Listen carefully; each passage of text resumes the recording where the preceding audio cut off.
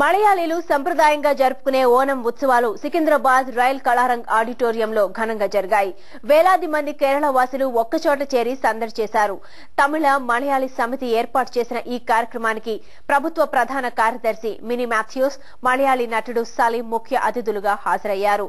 ఈ సందర్భంగా జరిగిన మ్యూజికల్ నైట్ కళాకారుల ఆటపాట్లతో అలరించారు. తమ ప్రాంతానికి చెందిన వారంతా ఒక్కచోట చేరి ఈ ఉత్సవాలు జరుపుకోవడం ఆనందంగా ఉందని నిర్వాహకులు చెప్పారు. Happy